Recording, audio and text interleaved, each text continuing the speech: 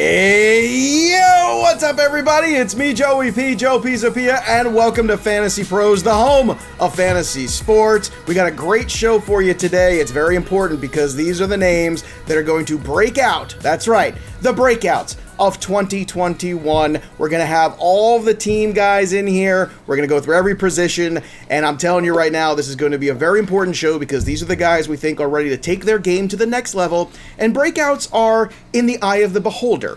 So some of these will be a little different. Some will be names that you know that we've been waiting for these big breakouts. Some will be rookies, maybe some not so much. But there's nobody better to talk about all of this with than my good friend. He's one of the editors and contributors of the Fantasy Black Book. He is a big deal over at Fantrax. He also hosts a bunch of podcasts like the 5-Tool Pod and the Fantrax Tool Shed.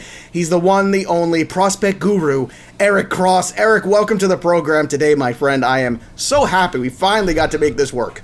Absolutely. It's always fun talking with you, Joe. We always have a blast, so thanks for having me on. I've been looking forward to this. I know. Last time we talked, I think it was Potapalooza, yep. I want to say. Things get crazy there. There's a lot of groupies at Potapalooza, a lot of music and a lot of stuff going on. It's always a fun festival event where there's, 3 or 4 days of people outside and crazy things going on. But all joking aside, if anybody is, I think, perfect for this show in particular today, it's you, because you do such incredible work there, and you put the visuals on these prospects. You also dive into the deep stats on all these guys too, and you do all the write-ups every year for the Black Book and obviously for Fantrax and everything you do there on all the podcasts. This is important because baseball is kind of becoming a young man's game, which is really a shift that I remember writing about 5-6 years ago and saying, hey, these kids are getting better instruction at a younger age. They're making an impact here earlier on. And you could see that the guys who used to just monitor, you had to end up drafting. And now you can't even just draft them and stash them. Now you have to draft them with the idea that they're probably going to contribute in the first, 6-7 weeks of the season. And then you get teams like the White Sox who are basically saying, if you are a piece that can help us right now, we want you from day one. And if this White Sox experiment pays off in the next year or two, and they have a really good run here where they're in the playoffs or a world championship, I think you're going to see a lot of organizations kind of copy this model. Do you agree with that? I do, and I hope that it happens because I have always hated service time. And because we saw it even back with the Chris Bryant scenario, it just creates these bad relationships between these young players and the team. I think that's part of the reason why Mookie Betts ended up leaving Boston, because he was always fighting with the Red Sox, and mostly them kind of undercutting him more so than him asking for an outrageous price in arbitration. But it just creates these bad relationships, and I love what the White Sox are doing. And Seattle's done it a little bit too, so I hope that this becomes more of a trend because it's nice to see these players when they're ready. And I get, baseball is a business as well, obviously, but I think this is a good idea for some of these small market teams like Kansas City, Tampa Bay, Cleveland, Pittsburgh that don't have these massive payrolls. They might not be able to afford these guys when they hit free agency. Yeah, maybe lock them up to these long-term deals early, buy out their arbitration years. It could be worthwhile for them. So I hope more teams follow that White Sox model. Yeah, I hope they do also. I think it's the way to go. And I think it really signifies something else to the fan base, too, where they're getting excited because they say, hey, this organization cares. They want a good product on the field since day one. And I think it has a positive effect on the players, too, because, it's such a weird thing to say to a player, you're the future of our organization. Now go play here for 6 weeks and then come up when we don't have to pay you as much. It is a weird thing to say of how important somebody is and then say, now go over here, but don't contribute to the major league roster here for 6 weeks or 8 weeks or whatever it is for the Super 2 to click in. And it's just, I think it's a good trend. I think it's positive. I think it's something we want to see going forward. Now, the other thing before we get to all of our names here, we're going to obviously do the mailbag today, answer some questions. We got some really good ones here for Eric too. And we're going to play a little game. That's right, a little what's trending today, because, I always feel like Eric Cross has his finger on the pulse of everything going on Twitter and TikTok and all these things. Are you on the TikTok there, Eric Cross, with that hair? Because if anybody could pull off the TikTok in our little group, I think it's you, because you look super cool. I am not on TikTok. I'm mostly Twitter. I do Facebook, which is mostly just pictures of me and my kids, and then a little Instagram, but that's about it. I don't do TikTok or any of the other ones like that. The Instagram ones that eluded me for quite some time. The Instagram was like I finally got it, like, I think 2 summers ago. I was like, okay, I'll finally go do the Instagram and do it eventually. And I don't know, I just don't get it as much. Like, I just like, right? Okay, here's a picture. I'm like, okay. You can post pictures on Facebook and Twitter. Like, I didn't see what the allure of it was. It was like, oh, just posting pictures? I think the allure is, like, it's less comment-friendly. Therefore, people make less comments, or it's harder to read said comments and reply, so it's more innocuous. That's the only thing I can think. And TikTok is even more innocuous, I guess, which means that we should do it. We should start doing some dances. I think you and I are going to start getting on the TikTok dancing and make that work. All right. Absolutely. Before we get to today's all-breakout teams with Eric Cross and myself, I want to do a little housekeeping here and let everybody know that Fantasy Baseball Best Ball Leagues are drafting right now. And to join, you go to rtsports.com/fantasypros, because today's show is brought to you by RT Sports. Best ball leagues are fun. Any fantasy baseball draft can be, but look, some people don't like that season-long grind of setting lineups and IL stints and all these other things and all the management that enters into it. But on RT Sports, you can draft your team, get your best possible score each week and every week of the season, and just play it out that way. It's great, it's low maintenance, it's fun.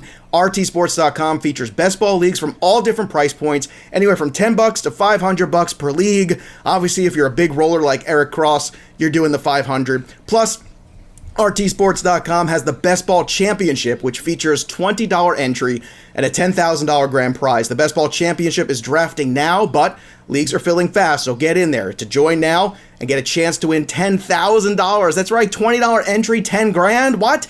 For plain old best ball? You don't have to manage it during the season? What's better than that? So RTSports.com has the live drafts day and night until the season starts, so get in there and get playing. Draft your team today. Go to rtsports.com/fantasypros. Once again, that's rtsports.com/fantasypros. That's RealTime Fantasy Sports, the most trusted name in fantasy since 1995. 1995. The height of the steroid era. I missed that. I missed the beginnings of that era. I loved playing baseball during that and fantasy baseball so much. I missed that time. Do you miss the steroid era? Because I do. I kind of do. I wasn't playing fantasy quite yet, but, I love that McGuire-Sosa home run race, which kind of brought, in a way, the steroid era brought baseball back. It's kind of sucks that it was something like that had to bring the sport back following that strike in '94, but the Sosa-McGuire home run race was still, I remember just watching as a kid, McGuire hits 2, then Sosa hits 2. I still have that was amazing. The front page of the sports section here in Maine, the Portland Press Herald, when McGuire broke Maris's record. I still have that. It's kind of crumply, but I still have it. It's a collector's item. I love it. It's just, that was a fun time for baseball. Let me tell you, man. I was I remember where I was. I think most of us do. We all got together to watch that whole, the night where you would tie it and then break it and all that stuff. And then I was actually, that summer of the Sosa-McGuire stuff, I was in school in England. And it was even a thing there. Like, you'd walk by and the newspapers even had it on, like, the front page of there. It was a national story. People don't even realize how big of a deal it was, but it was. And you know who else is a big deal? Is Juan Soto.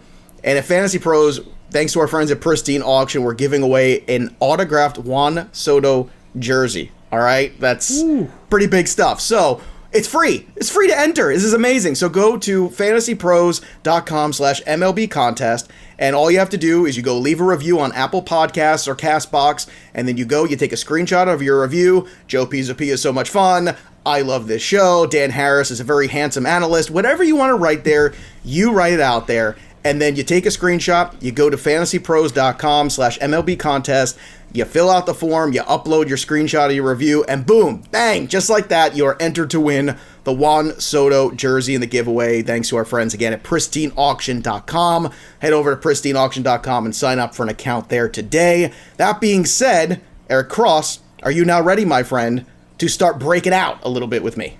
I am very ready, and if anybody wants to give me that Juan Soto autographed jersey, I'll be more than happy to take it. You do not work for Fantasy Pros, so you can leave a nice review. Like, I've been a guest of this show. Oh, it's a wonderful time, and I feel so good, being on this show as a guest. And whatever it is, you can actually do it too. So don't lose this jersey to Eric Cross. That's the last thing you want to do. Because right after the show, he's going to go on there and he's going to leave a review. Absolutely. And fill this out. You and I, by the way, for those who don't know or aren't familiar with Eric and myself, Juan Soto, we are president, vice president, co-president, whatever you want to say, of the Juan Soto fan club. And we have been for years. I just want to put that out there. Like, I feel like we were kind of first to the dance on that one, when a lot of people were saying after that first season, I don't know, it's a little much. I'm like, no. This guy's like Pujols. Absolutely. He's the generational talent, and I keep saying it. I had the number 1 pick in TGFBI, and I took him there. Do you have any Juan Soto shares this year? I do, yes. Anytime I've been, in that top, 4 or 5 picks, I've been taking Juan Soto, because a lot of times he'll fall to like 3, 4, or 5. People going after Tatis and Acuna. Like, all right, I'll take the highest floor in the game and go with Juan Soto. And he said he wants to run more this year. Whew. If he can get up 15, 20 steals, man, that'd be awesome. Absolute beast. All right, let's start with catcher, everybody's favorite. And we'll go with the all-breakout teams. We'll go back and forth here for everybody. And we'll start at behind the dish. And who is your name? And ironically, I think we've actually got the same guy, breakout catcher, which makes me feel really good about my selection, because if Eric thinks it's true also, then I feel much better about my choices. So go ahead. Who's the catcher ready to break out this year? Yeah, there weren't really a ton of names to choose from a catcher. That is true. That is true and fair. You're right. The nature of this position, but Alejandro Kirk is my pick here. I love Kirk. I call him my little bowling ball, because he's listed at 5'8", 265. Sounds like me. Yeah, well, not quite 265. But. He's a little bowling ball that can hit, though. He can just flat out rake. Like, he's one of the best pure hitting catchers in baseball, period. Regardless of level, I'd say a top 5 pure hitting catcher in baseball already. You see what he did in the minor leagues: 151 games, 315 average, 418 OBP, more walks than strikeouts by a healthy margin, 89 walks to 60 strikeouts. I think this guy's a hit for average. He's going to have a solid OBP as well. And, he's not a huge power bat, but there's enough power there. He can get up to like that 15 to 18 range, maybe, up, low 20s at peak, and just be that high floor, potential top 5 overall catcher. And, he was going really early in drafts, early on in the offseason, back when we were all, drafting in November, December. But, after Toronto brought in Semien and Springer, and that moved, Kirk out of the DH spot. So his playing time is kind of a question right now. But, he's going to be back up. Maybe he starts at AAA. I think that's where they do start him, just to get him some everyday at-bats. They already have Danny Jansen and Reese McGuire behind the plate, so they don't need him to catch right now. But he should be first one up whenever they need an everyday bat. And I think he's this is the type of guy, the guys at the high average, high contact, good approach, that hit the ground running. So I think when he comes up, he's just going to hit for average, hit for a solid amount of power as well. And I think he could be a top 10 type of catcher at this point next year. So go out and get yourself some Alejandro Kirk. It's kind of like when Pablo Sandoval came up as a catcher. It reminds me a little bit of that same kind of feel where, like maybe he doesn't last at that position, I don't know, but you know what, if you can get a guy who qualifies as a catcher, playing somewhere else, even DHing, it's almost like, even if he only played 4 or 5 days a week, that's probably all he would play a catcher anyway, so what's the difference, y'all? For me, the thing with Kirk is also who's ahead of him, which is I am sick and tired of watching Danny Jansen try to hit a baseball, because it's not happening. He has not hit the baseball. So, and we've had a lot of time here for this kid to figure it out. He has not. Toronto, I think, has a lot of pressure put it on themselves. It's self-imposed pressure to compete this year. FanDuel has them as an 86-win team. And I don't think you go out there and spend that kind of money on Springer and then spend money on Semien if you don't think you're going to compete.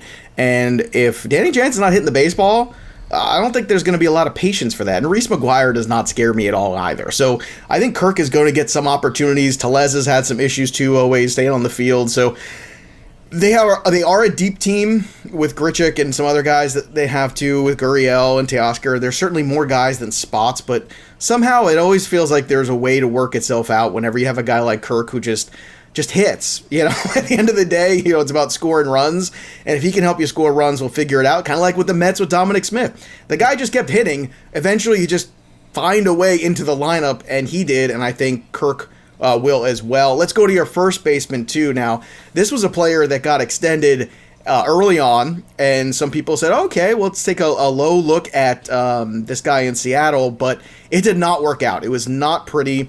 Good glove at first base, but is the bat ready for Evan White? I think it is, and I'm glad you mentioned the glove, because that's going to give him a longer leash than most. When you can play the field. If he was a subpar defender at first base, he probably isn't getting a chance to start again this year. They'd probably move on to another option, but the fact that he is such a good defender, and I do think the bat comes along. And yeah, last year was, on the surface, it was terrible. He was striking out way too much. He struck out over 40% of the time, which I think was the second highest rate in baseball behind Miguel Sano, and he hit below 200. There was no sugarcoating his surface stats last year, not at all. But you dig a little bit deeper here. Like, I put out a tweet about a month or two ago. I was looking, there was players in 2020 with an 80th percentile or better ranking in exit velocity, hard hit rate, barrel rate, and sprint speed. There was 8 of them. All right, some of the names here. Tatis Jr., Acuna Jr., Trout, Yelich, Teoscar Hernandez, Byron Buxton, Will Myers, of all people. That was kind of a shocker. But Evan White was one of these guys. Like, he was hitting the ball hard. It feels like that Sesame Street game, which one is not like the other. Which one is kind of the same? Can you tell which one? I love that game. It's my favorite. Exactly. I learned so much from that. Right? We can all learn from Sesame Street, right? But especially us dads. But so despite the struggles with contact and striking out in the whiffs, which are all very big issues, the power, he was still hitting for power. He was still running a lot. And that's been kind of his MO in the minor leagues, where at one point I thought he could be like a poor man's Goldschmidt at first base. Someone hits for a good average, a good amount of power, maybe not like a 35 masher, but 25 or so home runs, give or take, in the mid-20s, and to add in a little bit of speed. Like, he hasn't run as much lately as he did in the minors, the low minors, but I think he could just add in 5, 6, 7 steals, something like that, which is valuable. Every little bit of speed helps in fantasy baseball, as we know, especially from first base, where you don't get really any speed. So I think if he can clean up the approach, which was never really a big issue. He was never a huge walk guy in the minor leagues, around 7-8%, but he was never a big strikeout guy either. It was always like 19, 20%, which is pretty solid for a first baseman. So I do think that the approach will, kind of trend back closer to what we saw pre-2020 from Evan White. So the power's there, there's a little bit of speed as well. I think he could be, end of the year, maybe a borderline top 15 starting, fantasy first baseman. Well, look, if you can stash him there or get him as a corner guy late for a buck in an auction, which you probably can. I mean, he's undrafted in most leagues that I've been in. I'm sure. I'm going to throw a comp out there at you for him. He didn't have the same initial impact. Like, this guy that I'm going to talk about, the old farts will remember, JT Snow. JT Snow came up, lit the world on fire, actually, and then struggled mightily the next year. Couldn't hit water if he fell out of a boat. Got sent down, eventually got it right. Good glove. Nice bat, never like a transcendent bat, but a good major league player. I feel like that's kind of the Evan White role model, if you will, and I think that's the guy that I'd like to go to. My first baseman, I think it's finally time, and I've been a tough grader on this guy, but it's Vlad Guerrero Jr. I think it's finally time for the breakout here. And he hasn't. He hasn't broken out. He is an extraordinary talent. I think people have forgotten how extraordinary of a talent he is. They forget how young he is still. And I think whenever you're as naturally gifted as Vladimir Guerrero Jr. is, that you want to see the combination, or sometimes you don't see the combination of taking good physical care of yourself, because the game is so easy for you. And I think it was very good and encouraging to see that he came in this season really in good shape. Not because you can't play the game big. David Ortiz played the game big. John Kruk played the game big. There's a lot of great players who played the game big. But playing the game big and playing the game heavy are two different things. I think Vlad was heavy. And I think now playing the game big and healthy is a big difference, because it's showing you the kid's got his head on straight and the focus is there. And it's just really easy for Vladimir Guerrero Jr. He has natural gifts. And I think when you put the focus with the natural gifts, that's when things take off. And now it's Springer there. He's got lineup protection. He's got somebody else in that order that people really have to worry about. Bichette's starting to take off. Biggio has certainly some upside as well. But to me, I think everything is aligning right now for Vlad Guerrero Jr. And I like the ADP and the price of him too, because I feel like it's finally settled back into a reasonable place. And I got news for you. First base is not great. Like, it's not a great position by any stretch. So if you're going to take a shot with some upside, I think Vlad is that guy. Do you think it's that year for Vlad? Because, you're a prospect guru, A+ man. Do you believe that, it's just maybe people put a little too soon, too much on Vlad? I think it is, yeah. I think a lot of that has to do with what he did in the minor leagues, obviously, when he hit almost 400 in AA. He was over 400 for 2/3 of that season. Plus, having a Hall of Fame father doesn't help at all for expectations. So I think it is. I think we just put too much expectation on him too soon. So we've been spoiled by the other ones coming around. And yeah, one of the perks of Instagram, actually, going back to that. Oh my God, no, there's no perks on Instagram. Well, I follow some of these players, and I follow Vlad Jr. on Instagram, and every day he was posting workout videos. Like, he was busting butt this offseason. So, and it shows he dropped 40 pounds, but is that going to allow him to hit the ball in the air more? We'll see. He's hitting the ball in the air more this spring training. Hopefully that transitions into the season, because the power's there. Anybody that watched that home run derby, when he was just hitting these tanks, the power is there. Oh, I think it is a year. The hands are spectacular. Yeah. He's got some of the quickest hands you'll see. I mean, like I said, just naturally gifted. And this is, this goes across the board on a lot of sports too. It's I'll make a wrestling comp for you wrestling fans out there, like me, like Kevin Owens, a guy who is a bigger guy, incredible athlete, incredibly gifted, natural talent, right? But then there was a period in his career where he got heavy, and it kind of started to hurt him, and he started getting hurt, and now he's come back and in better shape, but still a big guy. Some dudes are just going to be bigger guys, and Vlad's probably going to be one of those bigger guys.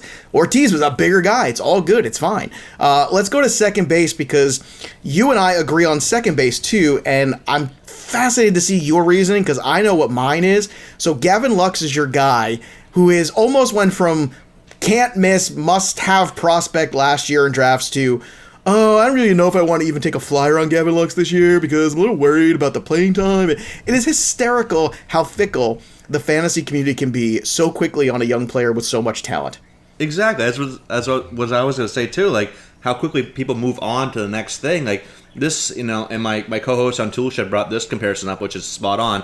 Right now, it kind of feels like where we were on Kyle Tucker last year. Yeah, where it's it's perfect. Oh, it's perfect. It is, yeah, it is, isn't it? Like, Tucker and Lux both dominated in the minor leagues. Struggled initially, had some, they weren't in the lineup all the time, and people kind of got off at Kyle Tucker, and look where he is now. He's a top 35 pick this year. Maybe I'm not saying Gavin Lux will be a top 35 pick next year, but all the tools are still there. The prospect fatigue set in way too early on Gavin Lux. This is a much too good of a hitter to be off on him yet. It's not like Joe Adell where there's questions about the hit tool and strikeout concerns. Lux has a plus hit tool. He was hit over 300 in the minor leagues. The power is there. The speed is there. Where he could be, like, long term, I like him more than Ozzie Albies, and I love Ozzie Albies. I think he's Ozzie Albies with a bit more power. Wow. So, like, and maybe a little more average as well. Like, he's Albies with just a little bit more juice. So, and everyone knows I'm one of the biggest Albies guys around, so that should be saying something. And yeah, it's all about the playing time. But it looks like he's been getting a lot of time at second base this spring. The Dodgers would be just dumb not to play him. Like, Chris Taylor, no slight to Chris Taylor, he's a solid ball player, but I think he's more valuable to them in a utility role. But there's more at-bats that have opened up for Taylor now that Kiki's gone. Exactly, and now that John Peterson's gone. Like, they've opened up some more Chris Taylor, and I'm with you. I like Chris Taylor as a player. He's a valuable piece for the Dodgers. Yeah. I just think it's time, like you said. The last thing you want to do with this kid is screw with his confidence. I think that's what happened last year. Yep. I think people forget he was the odds-on favorite for Rookie of the Year. And this is where, if you're into wagering, and if you are, you can go hit us up at Betting Pros, because we do a lot of wagering stuff here too. But if you're into wagering, you can kind of glean a lot of fantasy information there, which is, look at this kid last year who was the odds-on favorite for Rookie of the Year. Without a doubt. I think it was like a minus 200 at one point. Like, it was a lock, right? Yep. And then COVID happens. You think, okay, gets off routine, all this stuff. Then they decide when they go to play, he doesn't break camp with the team. I think the confidence got shaken. And I think then he doesn't get to play in regular AAA, and who knows what really going on and not, and the disappointment, all that stuff set in, and we did get a little taste. He didn't hit. And yeah, of course he didn't. The kid they're human beings. And I think people forget, and this is one of the spring trainings that mattered, I think, was Gavin Lux. And so far, so good. So for me, I'm looking at Gavin Lux like you, which is, this is just a delay. 2020 was just a delay for him. It is not an indictment on him. And I feel like people are using it against him as an indictment, and that is completely unfair.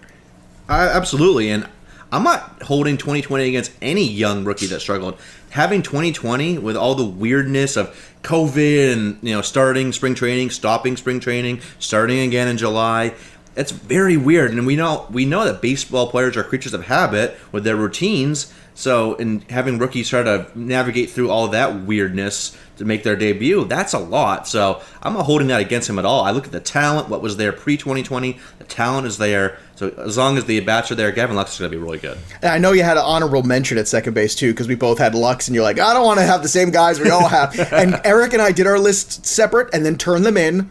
Just so everybody knows, you didn't copy off each other's sheets. The teacher would throw us out of the classroom if we did that. But we have Nick Madrigal was kind of your honorable mention, and I just drafted him for $2 in Tout Wars this weekend. So I'm kind of curious just to hear your thoughts on Madrigal this year. That's great value right there. Madrigal, and everybody like Madrigal gets so underrated because the power is almost non-existent, right? So people kind of look past him. But if you look at Madrigal for what he is, and what he's always been, he already established himself as one of the top contact hitters in the game last year. In his rookie year, he was top 5 in O contact, Z contact, swinging strike rate. It was up there with like David Fletcher's of the world. He's already producing like 95% contact rates. He doesn't strike out. The speed is there. Yeah, he might hit a little lower on the order this year, but he's almost a lock to hit for a 280 plus average. Could be 300 this year. 25 or so steals, and eventually he'll probably move up in that order. Maybe not this year, maybe later this year, next year. So the run scored will be there. So if you look at him for what he is, which could be a very stout 3-category guy, right? And you can build your team and get your power elsewhere, which is very easy to do. Right. He's very valuable, and you got him for $2. That's it. Actually, I'm looking at it. It's actually $1. I got him at the very end. So. Great value. Like he's going for so around pick 200 in drafts. You can get him for so cheap, and what he can bring to the table, he's a great value. Well, I just look at everyday at bats. Anybody you can get late for free for everyday at bats, and especially in the one category where I don't expect stolen bases to be a slump category for him. That's all I was looking for. I was like, I need some extra speed. He's the perfect guy. Boom, let's do it. And we were able to pull it off. All right, let's get to third base here. And Dan Harris is going to be very happy about your third base selection because in every draft we do here, he inevitably ends up having this guy every time we mock. So tell me about Austin Riley. The sacrifice for some power, for a little bit more contact. Is this a positive trend for him? I think so. Is he going to bang his gavel, that little toy gavel? Oh, how funny was the gavel? I mean, if you missed it, go back to Fantasy Fest. And we did it a couple Fridays ago. Eric was on. Everybody was on. It was a who's who in fantasy baseball. And we had Nick Pollock and Alex Bass argue about pitchers, and Dan was the judge, and it was hysterical. And we actually have Alex coming on later in the week to do the next mock episode. So make sure you're subscribing here to the FantasyPros MLB podcast, wherever you get your shows, because can't miss theater. And of course, go watch what Eric is referring to, because it is absolutely hysterical, like SNL level funny, actually funnier if you don't like SNL, over on our YouTube channel, which is Fantasy Pros MLB. It is spectacularly funny. I was like nearly crying in tears. It was so good. The two of those guys. I agree. They were on right before me, so I was backstage for like the last 10, 12 minutes of that. So I was seeing it, and I was just like, I was laughing as well. It was funny. That was great. I love those two. And then Dan, they're like an old married couple. I mean, they're just it's hysterical. It's like they've been married for 50 years. I mean, they're just hysterical. And they're both great analysts, good dudes. I love Nick and Alex. They're great guys. But yeah, back to Austin Riley here. Third base was a harder one. This is one of my harder selections because there were some other guys I could have gone with, but I like some of the adjustments you kind of alluded to with Austin Riley that he made, where he's always been known for the power, right? He was always a big power guy, high exit velocities, hitting the ball, his average fly ball distance in the minor leagues was always really good. And the average was actually pretty good too. Like he never hit below 271 in the minor leagues, but came up in 2019, hit for a lot of power, was on about a 35 homer pace, had 18 bombs in 80 games, but hit 226. When he walked 16 times to 108 strikeouts. And that's just not going to get it done. No matter how much big of a power hitter you are, you've got to approach like that when you're striking out 7 times or so more than you walk. That's just not going to keep you in the lineup every day. And last year the average was still only 239. It's not like a big jump there. But yeah, he did sacrifice some power. He only had 8 home runs in 51 games. But the strikeout rate improved. The walk rate improved. He had the same amount of walks in 91 less plate appearances. So the strides he made there have me confident. Now he has to find that balance, right? Mm-hmm. A lot of young players like in this type of mold do this, but they sacrifice the power, get the approach better, get the average up. Then you got to find, all right, how can I bring that power back into it? So I think, at very least, even with this, new style of Austin Riley, I still think he's at least a 25 homer guy.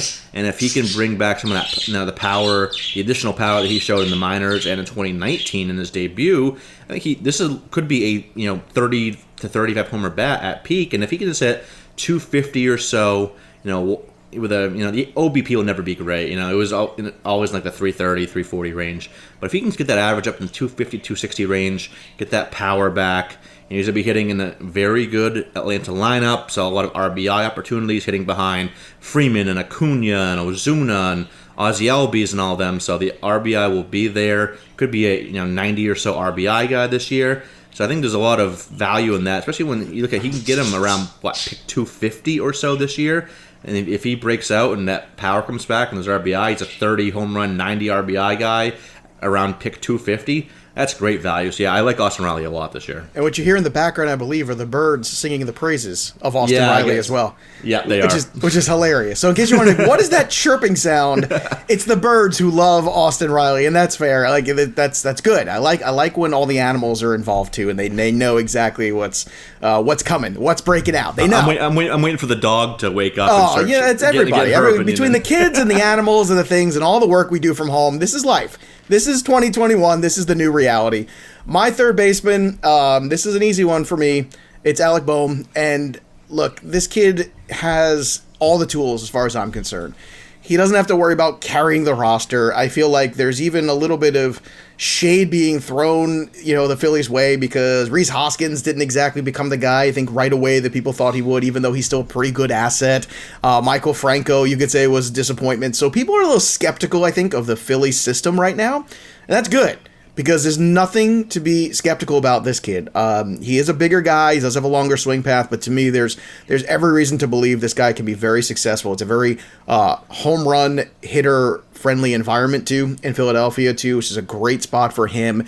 And once again, I think when you have a player like Bryce Harper there who garners all the attention, Rio Muto, and a lot of solid guys in that clubhouse too, and Joe Girardi, this is kind of set up for success when it comes to Bohm for me. Do you in agreement too that you think this kid is kind of ready? I don't think I'm putting too much. I think this kid is ready to be a 25 home run guy this year.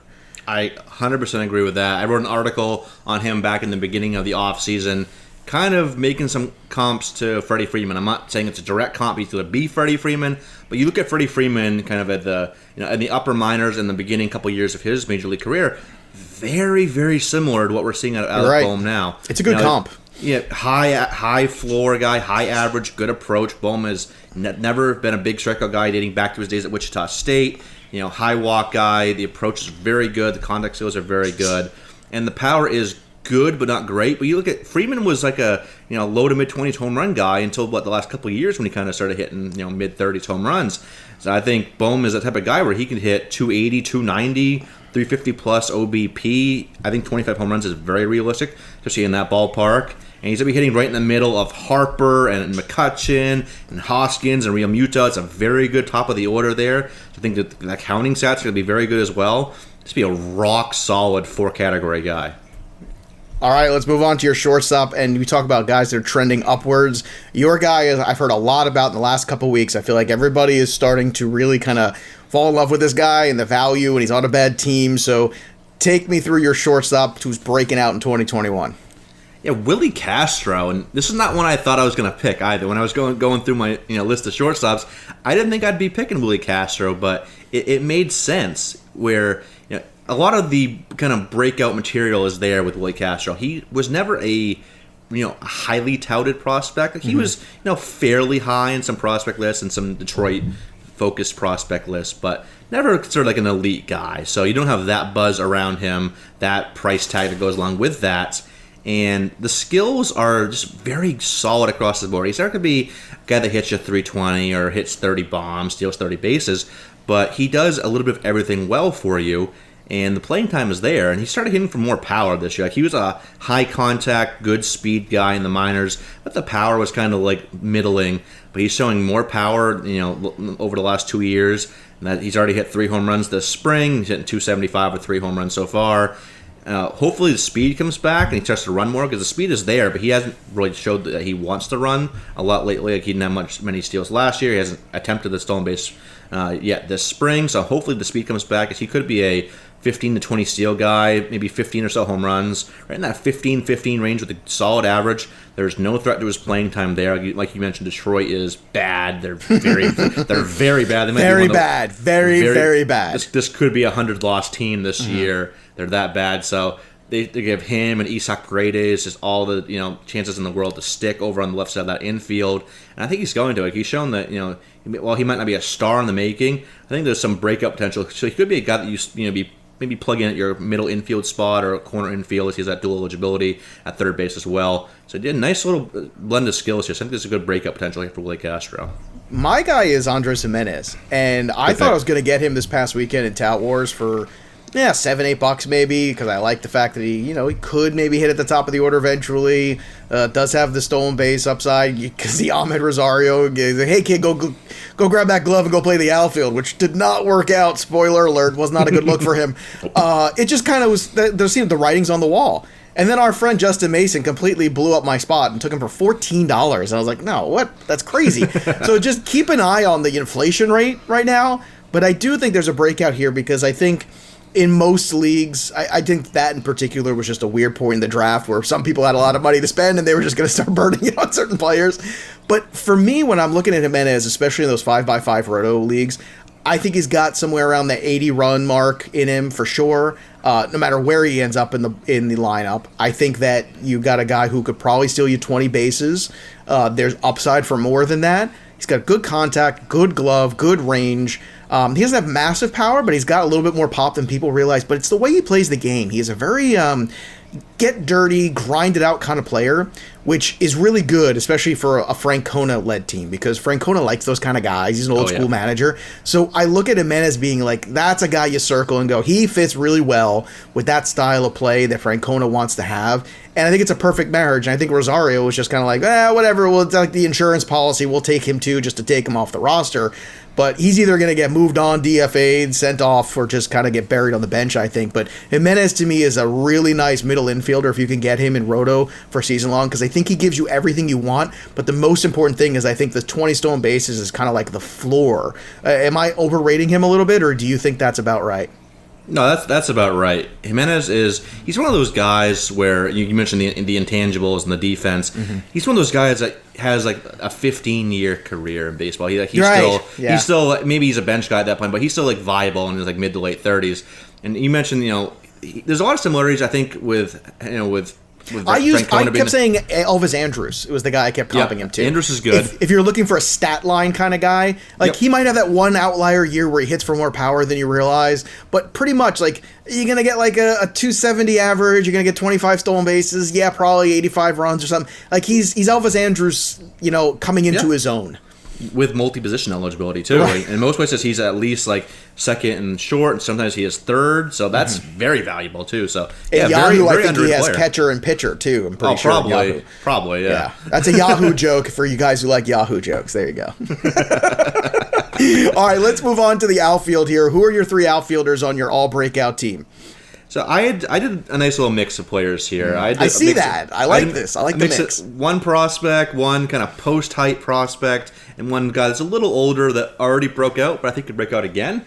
I'll start with him, Mitch Haniger. I love Mitch Haniger this year in drafts. Like, people kind of forget how good he was because he missed all 2020. He had the ruptured testicle, which I can't even say with a straight face. That just sounds so painful. In case you're watching the show, he said it with his eyes closed. It's just I want you to feel the way he said that. it's hard not to. It is. It's very difficult. It is not the injury. When you read the injury on Roto World or something, you go, ooh, or FantasyPros, you get the news thing and it updates. You go, ooh, that's not what you want to see ever. Yeah, just ouch. Ouch. Yeah. Mm-hmm. Plus, he had the back issue too, so he missed all 2020. But 2018 in particular was when that breakout initially happened for him. It showed a little bit in 2017 as well, but he was very good in 2018. 285, 366, 493 slash, 26 home runs, 93 RBI, 90 runs, 8 steals over 157 games. And that was no fluke. Like, you look at the underlying metrics, he was hitting the ball hard, and all the expected stats were like 80th percentile or higher. He was barreling up, solid sprint speed. And then in 2019, the average kind of dropped, but He hit for a lot more power. He was on a 40-plus homer pace that year. He was on pace for 120 runs. I don't know how you have that pace with a 314 OBP, but that's what happened. Obviously, a little bit fluky, but the power's there. He looks good this spring. He looks healthy this spring, and he might lead off for Seattle as well. So I think there's a path there for some really solid 4-category production with a little bit of speed thrown in as well. We'll see how much he wants to run this year, but at least some solid 4-category production there. And go to the prospect here with Alex Kirilloff, who is likely going to start on opening day. At the very least, he'll be on the strong side of a platoon from Minnesota.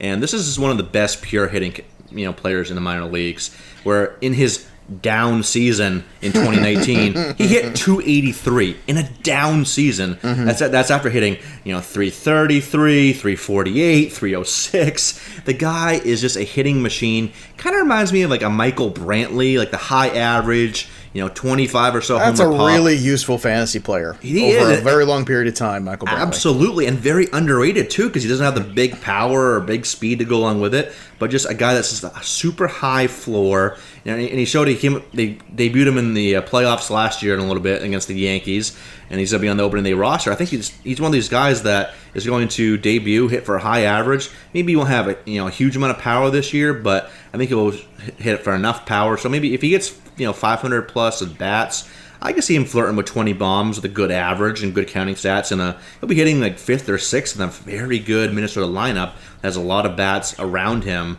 both in front of him and behind him. So I think there's a good path there for a breakout season from him. And then the post-hype guy, Tyler O'Neill, who I've loved for a long time.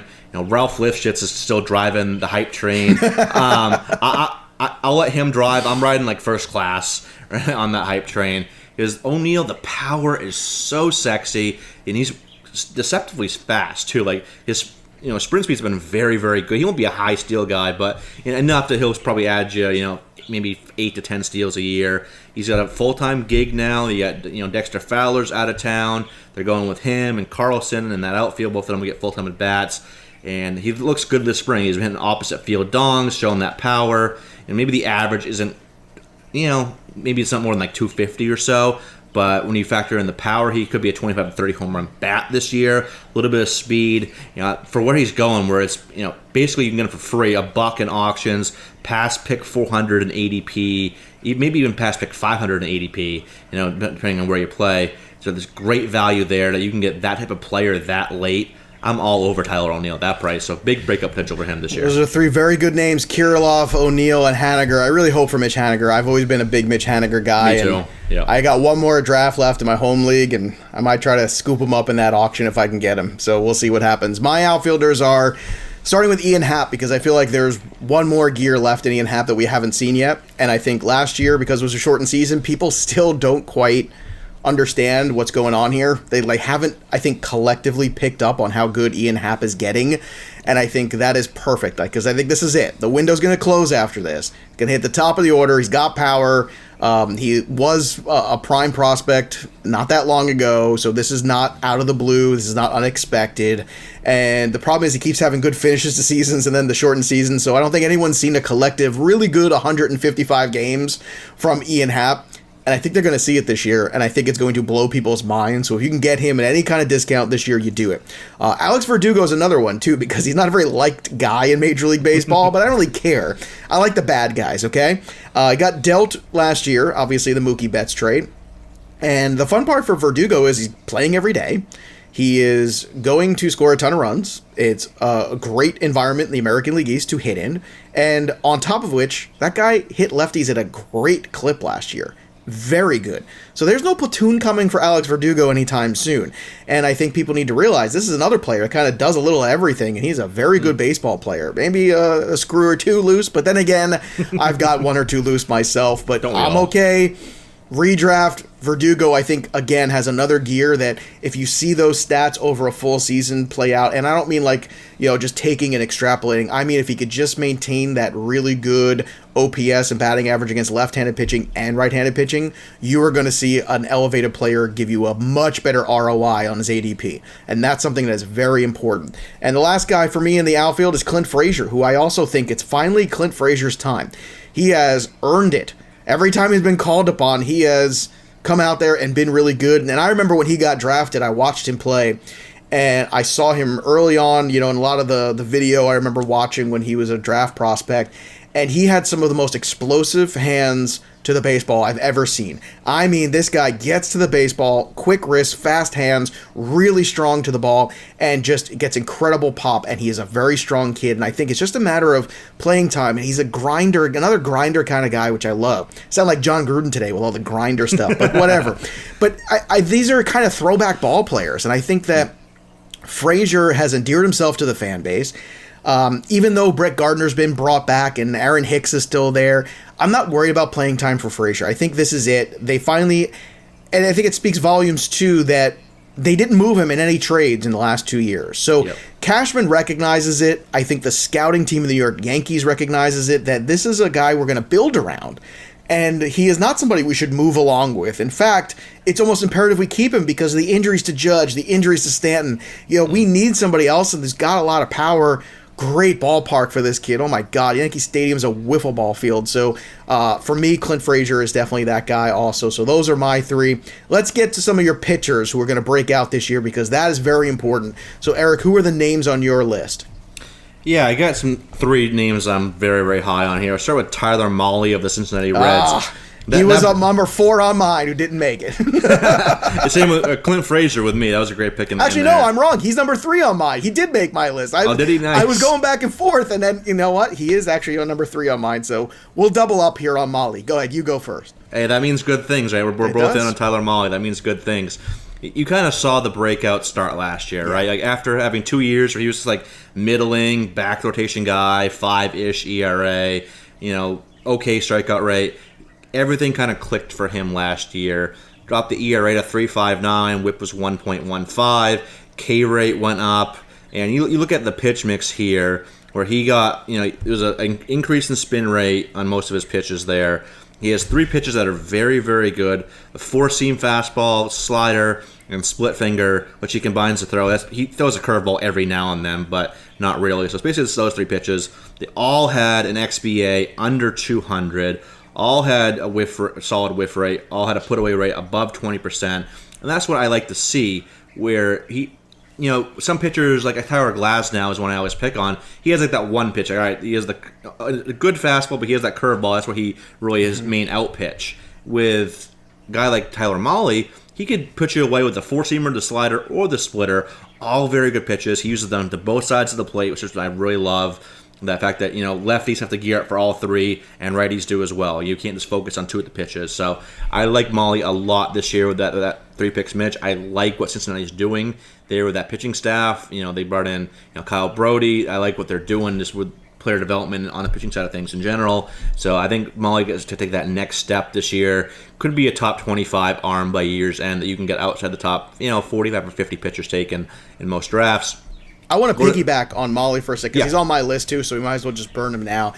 I think what you said is exactly what I'm looking at too, which is it happened basically last year. And if you watch him, and I had 0 shares in season long of him, but I had all the DFS shares every time he took them out because he was a great secondary pitcher on DK because the price was always cheap, and some nights he was a really good pitcher on FanDuel. So myself and Casey Bubba, who were doing that show every day last year, we would always look, well, where's Tyler Mahle? Oh, we'll circle him. He's going to give us some quality good innings, and he always did. And this is why it's important to play a little DFS, even if you don't play heartily and big money and stuff, because you start to notice some trends, and then it carries over either into your season long or to next year's season long, where you recognize things like the Verdugo splits, like the Tyler Mahle breakout. Because I think if you don't have those guys in season long, you're probably not noticing those incremental upticks in their value and their performance. And that is something that is absolutely huge. And you're right, I think it did happen last year, but now you're going to hopefully, knock on wood, get it over 30 starts, and it's going to blow people's minds. So I am with you 100%. Who are your other 2 pitchers? Yeah, my other 2, first off, we'll go John Means here with the Orioles, where, last year he looked pretty good, end of the season kind of bad, so his ERA ballooned up to 4.53, but, a lot to like overall with this profile. There's no threat to his, spot in the rotation. He's actually probably their best pitcher by far in Baltimore. They don't got a lot going on in that rotation. and the walk rate is very good with him. The fastball was highly effective. Doesn't have like the huge velocity, averaged 93.8, which is solid velocity, but the fact that he locates it so well, it was a highly effective pitch for him. 205 xwOBA, 28.9% whiff rate as well. The changeup took a step back. It's an okay changeup, but the curveball was very, very good last year. Had a 163 xwOBA on that. 81 mile per hour exit velocity, negative 18-degree launch angle. People were just pounding that into the ground if they were making contact. Good whiff rate there. He had 4 pitches with a 20+% whiff rate. So he doesn't have like that one that's like a 50+% whiff rate, like a Karinchak curveball or something like that. Right. But he says the 4 pitches he can get whiffs with, especially that curveball. Hopefully he uses that even more this year. He can take that next step. Like the command, he's a low walk guy, like I mentioned. So while he might not be a fantasy ace in the making, I think there's that next step that he can unlock, that next level, and get to be like a solid SP3 for fantasy purposes. So I like John Means a lot this year. And my last one's my boy Nate Pearson. I know there's he's got a little bit of the groin injury going on here right now, so maybe might miss a little bit of time to start the season. But for where he's going in drafts and the type of pitcher that he is, I think he could be a Steven Strasburg type of arm. Wow. Yeah, I think he's that good. The fastball is elite, sits upper 90s, touches triple digits with ease. The slider, he has such a great feel and command of that slider, which is something I know Eno Saras pumps up a lot. He's written an article about it. That's a double plus slider that he can bury below the zone and get make people look silly, or he can locate it for strikes. And he's got pretty solid changeup and curveball as well. So big time strikeout upside there with Pearson, and as long as he keeps the ratios in check, which I believe he can do. Now this guy, he had a 2.19 ERA in the minors. Probably won't be that low, but low 3 ERA guy, high strikeout rate. Keeps the walk rate in check too. Like he's got solid enough command and control where he won't have like the blow up, like 6 walk outing that often. It kind of gets himself in trouble. So I love the upside with Nate Pearson. I think he's going to be a huge breakout once he comes back that you can get for a very reasonable price this year. All right, I'll go with my other 2 arms because we already talked about Tyler Mahle. It's Aaron Civale. So I like my Mahle and a little Civale. I like a little of each. Civale, another pitcher. I think people look at the ERA and they might want to move forward, but you got to dig a little deeper into the game log, and there's some really good games there from Civale. Another pitcher, DFS-wise, very in on last year quite a bit. And I'm also going to put a lot of faith in Cleveland's system because they've done an outstanding job of developing young pitchers. I mean, whether you go back to Kluber, whether you go back to getting Carlos Carrasco right, because let's not forget, Carlos Carrasco, when he was in the Philly system and the Oakland A system, was a walk machine. They got him right, and look at the pitcher he became.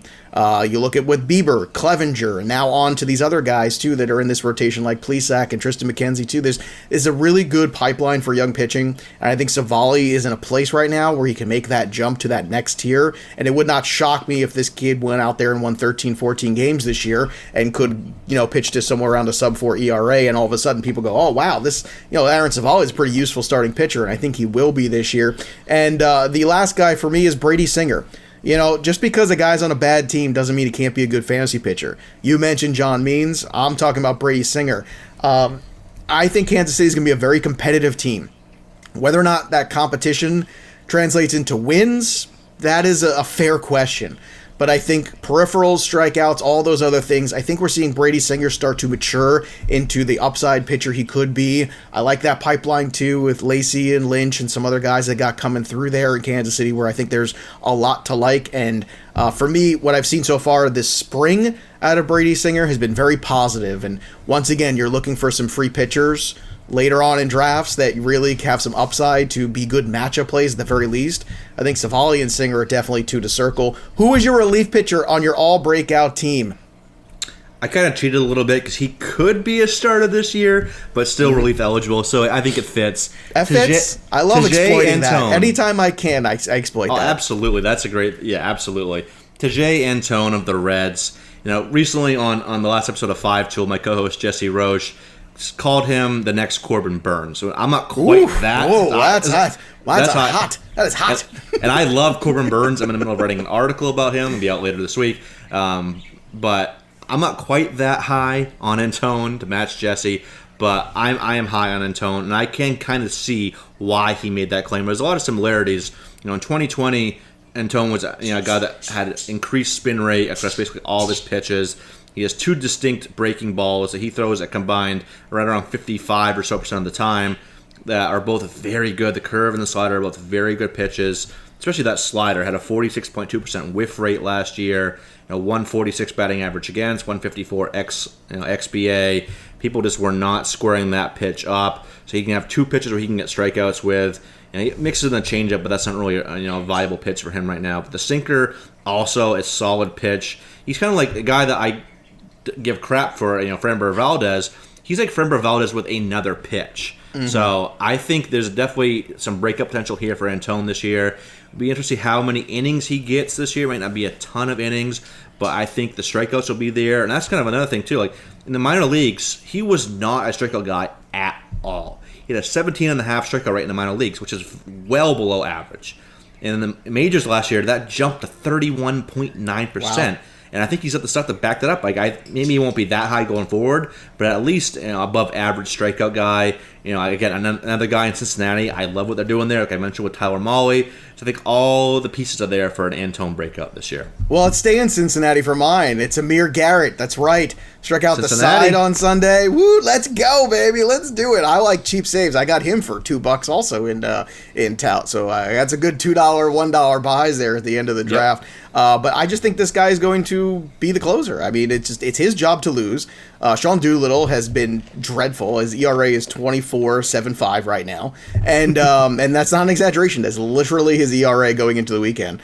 And I mean, Amir Garrett has closer mentality, and that's what I'm looking for too. That's the intangible. Can he handle the job? Yes, but he also has got that closer mentality that if it does a bad day, he's going to bounce back from it. And I think that mental aspect is something we don't talk about enough. He's a very confident young man. I love that about him. They've been grooming him for this role, and with Lucas Sims hurt too, I think this is a good spot. I think he's the guy, and Antone is another one of these guys that you keep an eye on who can kind of flex in the bullpen, flex in the rotation, and get the job done. Real quick, you know who Garrett reminds me of, just with his mentality? A Red Sox great, Jonathan Papelbon. Oh yeah, he's got a little of that edge. You gotta be a little crazy, right? A little crazy, yeah. Just a little crazy, not like Ugueth Urbina crazy, but just a little crazy. No, you gotta have that mentality. Not Ugueth Urbina, someone's mother's getting kidnapped in Venezuela crazy. No, right? Not quite. Just there. A little crazy. It's a little bit. Just a little. You do, yeah. I mean, you have to have a screw loose to be a good closer because I think that. Except for Mariano, who's like the complete polar opposite. He is like the Zen master. Like, I think you have to be one of the two. You have to either be like Randy Myers. I remember being, as a kid, watching the Mets, watching Randy Myers be incredible. And that guy was nuts. Like, he would, he was like absolutely out of his mind. He was like wearing fatigues to the ballpark and stuff like that. That guy was crazy. But yeah, I think it helps because I think it kind of shakes off when you have that bad day at the office. They kind of go, and they shake it off and they go and attack the next day. It just makes them more angry. To recap, Cross's breakout team: Alejandro Kirk, Evan White, Gavin Lux with Nick Madrigal on the side, Austin Riley, Willi Castro, Haniger, Kirilloff, and O'Neill in the outfield, Tyler Mahle, Means, Pearson, and Tejay Antone. For me, also Alejandro Kirk, Vlad Guerrero Jr., also Gavin Lux, Alec Bohm, Andres Jimenez, Ian Happ, Verdugo, Clint Frazier, Aaron Civale, also Tyler Mahle, Brady Singer, and Amir Garrett. Let's get to your questions here in the mailbag. Let's see. What should we start? Let's start with @TeamSleazak1. That's our boy Joe Slezak. He says, if Ohtani's on the free agent wire, does it make sense to drop Kirilloff to pick him up? Interesting. Both of you are juggernauts. Stay safe and keep spitting the good for all of us. #FantasyBaseball, #Team Blackbook. Joe, I love you. Answer this question. If Ohtani... I don't know if we're talking Ohtani the hitter or Ohtani the pitcher, because God knows we have to talk about all that. I have both, by the way, in tout. I opened up a spite store, and I drafted both of them in full Larry David style, because I said, you know what, I just want all the Ohtani. Nobody can have any of it. I got the hitter and the pitcher, I got the complete player. Would you drop him for either the complete player, the pitcher, or the hitter? Would you drop Kirilloff to pick him up? I think I would, and I hate saying I don't want to drop Kirilloff in general, but in a vacuum, I do think that for this year, Ohtani has more value, and it's hard to say because, like you mentioned, there's so many different. Like, is it a daily league? Is it a weekly league? Ohtani's value, is it dual? Is it one or the other? But he's a very underrated hitter. You look at what he did. Last year, I kind of give him a pass for last year, but 2018, 2019, he hit. It was very similar to seasons where he was hitting like 285 or so with 25, 30 homer pace, a little bit of speed as well. Or he's just one of the best athletes in baseball, period. And, I think, especially I think he's going to be more valuable hitter this year. Pitching-wise, he's popping 100, which is great, but, obviously the command and control hasn't really been there this spring. But I still think he gets it figured out, and he's at least serviceable there. So I think, I say yes, even if it's just for the hitting. I think if it's for pitching Ohtani, maybe not. It might be team-dependent. If you need an arm, I could see it. But hitting Ohtani, I think, is going to be highly valuable and a good value because they said he's going to hit a lot. Right. I think he could get 500 plus at bats. Yeah, so I think I would, yeah. All right, let's lightning round these. Andy Kauffer at CoughDrop36, still classic. I love this Twitter handle. Thoughts on Emerson Hancock? Picked him up in a Dynasty rookie draft this past weekend at number 7, 10-team league in its second year, 2 picks after Asa Lacy. So Emerson Hancock, your valuation. Love Emerson Hancock. Big in all 3 of them, Hancock, Lacy, and Max Meyer. And Hancock was the odds-on favorite for the number 1 pick in 2020 before, Torkelson blew up even more, and then Hancock has some fastball command issues. But I think he's got a really good fastball. If he can reestablish that fastball command that he showed at Georgia before 2020, he's got a very good slider, one of the best changeups in that draft. I think he could be kind of like a number 2 type pitcher, good ratios, high K guy. So yeah, very high on Emerson Hancock long term. And I like what Seattle's doing too. They got a lot of talent up there in Seattle. Him and Logan Gilbert, George Kirby, plus all the hitters everyone knows about. So yeah, I think he's in a good spot to succeed. Joey at checkout 9999. Bogarts plus what prospect gets me Tatis? Ooh, I think you need multiple prospects there to add to Bogart. And I'm a Red Sox fan. I love Bogey. He's my boy. I've been high on him since I saw him in AA way back when. But I think, unless you have like a Wander or a Kelnick or a Julio Rodriguez, Luciano Torque, if you're not giving up a top 5 prospect with him, you probably got to add a couple, add a Kirilloff plus Brennan Davis, probably 2 top 25 guys, and maybe one of those 2 is closer to a top 10 guy, because as valuable as Bogey is, he's not Tatis. Tatis is not a guy. Even doesn't matter if you're a win now, rebuild. No, even if you're in rebuild, Tatis is 22 or 23 at the most. He's not a guy you give up unless you get an absolute haul for him. So yeah, you're gonna have to pay up very pretty penny to get him. Last one from Jake Bridges at Jake Bridges 03 wants to know: is it time to move on from Tyler Freeman in Dynasty? Quite the opposite. It's time to buy into Tyler Freeman. Tyler Freeman is one of those high floor guys, good contact skills, good plate approach, does not strike out much at all. He's not like, Nick Magical level of strikeout level, but I think he has a carry under 10% in the minor leagues, so right around 10%. He walks a decent amount as well. And the power's coming. He's another one of those guys that kind of like Jarren Duran with the Red Sox, where he showed increased power last year at the Alt site. So we'll see if that kind of sticks in 2020. If he could just add 10 to 15 home runs, go along with, he's almost like he could be, at least offensively, Andres Jimenez with a slightly higher batting average. Kind of like the similar power speed profile, with a little more average. So right now is the time to buy Tyler Freeman. Very good. All right, let's play a little game. Let's go to Twitter and play a little What's Trending with our good pal Eric Cross here. Let's start with What's Trending. Justice League, the Zack Snyder cut is trending. Now, I'm a Marvel guy. Everybody knows that. I'm going to actually give this a shot, though, and see what the fuss is about with the Justice League. I do love the Wonder Woman. The first one. The second one is dreadful. But I'm going to ask you this question. Speaking of the Zack Snyder recut of Justice League, what team would you like to redirect this year in 2021 after last year, 2020, it not going so well? Who would you like to kind of, get your hands on and kind of say, let's get this organization going in a better direction? Is it even your Boston Red Sox, perhaps? Oh, yes, absolutely. Because my Boston Red Sox and Chaim Bloom has yet to realize that he has a payroll. It's like he's still making these Tampa Bay Rays moves where it's like, I know the free agent market wasn't great this year. I get that. So I didn't want him to go all in on Trevor Bauer or anything like that. But Red Sox to be one. But another one for a non-Red Sox pick, non-homer pick here, Colorado Rockies. I think everyone would love someone else to get a hold of the Colorado Rockies and start playing these young guys and giving them a chance here, because they have a lot of talent that they've just yet to realize.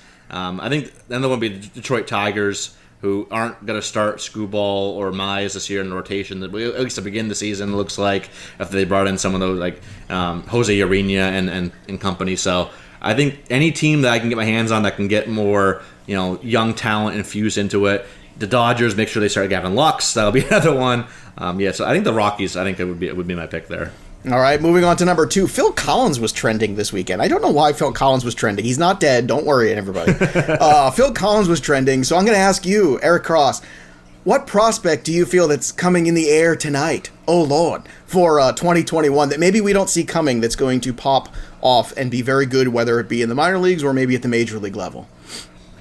That's a great question. I think I'll go back to Jarren Duran with the Red Sox. I think he is going to be an absolute star because, especially with the power he's added, he was always a high contact, good speed guy. I think he could hit the top of the order someday soon, actually, because the Red Sox don't really have that locked-in leadoff guy right now, right? Like, Verdugo is a good top-of-the-order guy, but he's more of like a number 2 hitter. And they're going to have Kike Hernandez leading off to start the season. I think Cora's off his rocker there, but I think Duran could be the kind of the next leadoff hitter for Boston, hanging at the top of it. Boston's lineup is always really good, no matter who's in that lineup. It's always been very good. Speed is there. Power is trending up. Where people know Jarren Duran, but I think people are really gonna know and come to love Jarren Duran this year. He'll probably be up pretty early, maybe in May, June or so, before the All-Star break, and he's the next guy up in that outfield, which is a very shaky outfield now. Went from having JBJ, Mookie, and Benintendi to Verdugo, who I like, and then like Renfroe and Frenchie Cordero. No, it's not the same. Yeah, it's not the same. And also, here's another important question: do you do the drum solo when the drum solo kicks in? Because you're a dad. Absolutely. Okay, yeah. It is very important. I'll admit I even do it while driving. No, I don't. I'm kidding. But yeah, you do. No, you admit it. Everybody does it. They go dun dun dun dun dun dun dun dun dun. You have to. If you don't do it, you have no soul. That's what I say. Absolutely. All right. Yep. Very good. Important questions we ask. Last one here. What's trending? Chuck Lorre, who is the famous sitcom creator, created 2.5 Men, Big Bang Theory. Has a new sitcom called The United States of Al. That was trending because, we all need a good laugh. He also did Mom, which is another big show. Here's a question for you. Based on a little Chuck Lorre sitcom thing, which bat in Major League Baseball has the biggest bang? Is it our boy, Juan Soto, or is it somebody else? Is it Stanton? Like, who's got the most bang in the bat? Whew, that's a good. I gotta say, probably Aaron Judge. And it could be Vlad Guerrero. Like, he could be a candidate for this. He could definitely has the potential to be there. But most of everybody in the Yankees, like that whole lineup has a lot of bang. But yeah, Aaron Judge is just an absolute monster. Like, him and Stanton, I think. And from the left side, he's probably like a Bryce Harper. He's got so much power. I love Bryce Harper. He's some people don't like the. I love me it. Too. I love it. He's kind of an. Well, of course you love it. You guys have the same style. Look at this hair you got. Yeah, I get the Harper. The hair, the beard. You got the whole Harper look right now. You wear you get the hat backwards and the sunglasses backwards with the hat. Then you've got everything going for you. So I like to say that even though he had this kind of style first, I'm older than Bryce Harper, so I like to say that he has the Eric Cross look going on. There we go. Now it's come full Even circle. though he had it first, but that's semantics. But I think Harper from the left side. I love seeing him hit absolute tanks into the third deck up there at Citizens Bank Park, and I love watching Harper play. He's a great guy to watch. He is Eric Cross from the Fantasy Black Book and from Fantrax. You follow him on Twitter at EricCross04. Where can everybody check out the pods? Yeah, so I got 2 pods now. The 5 Tool Pod at 5 the number Tool Pod with Jake Devereaux and Jesse Roach. Cover everything redraft, dynasty prospects. And then the newer one I have at Fantrax Toolshed with my buddy Chris Clegg. We cover just dynasty and prospects. We had a great episode doing some dynasty bold predictions, so kind of fits in with this episode here. Some bold predictions, some breakouts. Gavin Lux was one of them that we talked about. Clint Frazier was as well. So you can find it over at Fantrax Toolshed. It's always so fun to talk to Eric. This show flew by. I hope everybody else enjoyed it. These are important things. These are the breakouts of 2021, our breakout teams. I want to also thank our sponsor for today's show, RTSports. And remind everybody, go to rtsports.com/fantasypros. Go jump in a best ball league today, or that championship $20 entry could win you $10,000. And I know as soon as we're done here, Eric Cross is going to go to fantasypros.com/MLB contest and try to win that Juan Soto jersey thanks to our friends at pristineauction.com. Again, screenshot a review at Apple Podcasts or CastBox. Upload that review along with the little form you submit, and you are automatically entered. And we only got a couple days left in March before we give this bad boy away. So that is good time stuff there. That'll do it for us, but the story of the game goes on. For Eric Cross, I'm Joe Pisapia. We'll see you next time, kids. Thanks for tuning in to the Fantasy Pros YouTube channel.